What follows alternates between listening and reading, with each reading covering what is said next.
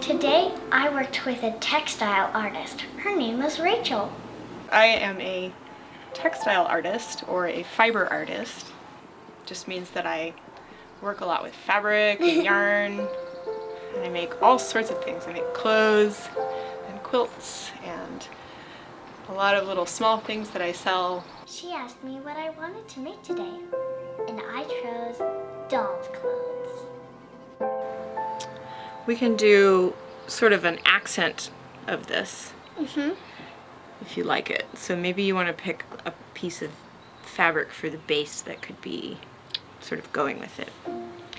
Or even contrasting with it, like a totally different color might make it really pop.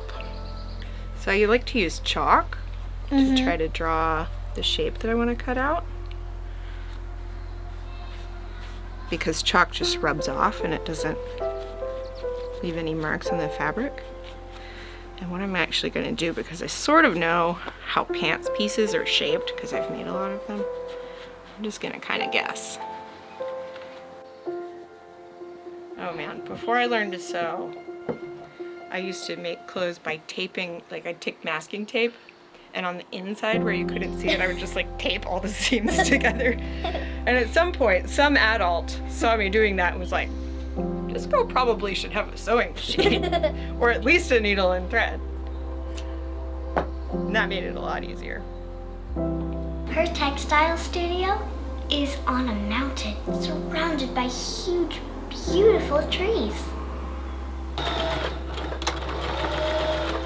Sometimes I like to just go with it. Yeah. And then if there's any problems, just kind of use them to help you get more ideas. Yeah. You're like, well, how can I solve that and add it to the design? Yeah. Okay. Did you know you always sew things together inside out?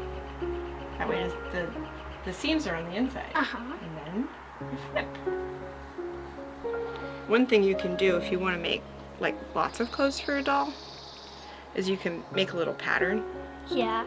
Just like you would for real people's clothes. Yeah. Where you just like copy the shapes of the pieces that you're going to sew together on paper or something, and then it's so much easier. You're like drawing a few things and then you can like pick your choice. Exactly. Then you're like, I want a pair of pants that's made out of this, and you just trace the pattern, cut it out, and you don't have to do all the guesswork of like, how do I make it fit? Yeah. We made a pattern. It was so beautiful. It was for the pair of shorts. That's really good. Not bad. At least her legs can move. Oh yeah, she's gonna be equipped for adventure. Do you want to put her choker on her? Oh yeah. This is going to be the cutest little choker ever. Do you want to try it on her? Yeah.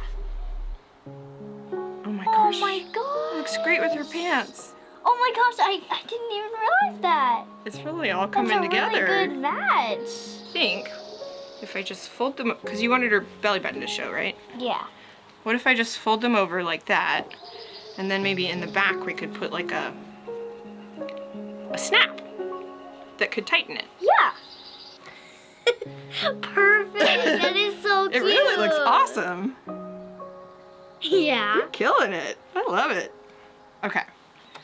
I love the flowers and like the dots I know. on the pattern. To be honest, I would have never thought to put these two fabrics together. That's why it's great to design with other people, because they'll just like have totally different kinds of ideas. Oh my gosh, that is so cute. This is Clementine, and this is the outfit that I created for her. Well, I'm really glad that you came and visited me in the forest. I love my doll. I love Clementine as well. I think you're very talented. You have a good eye for color.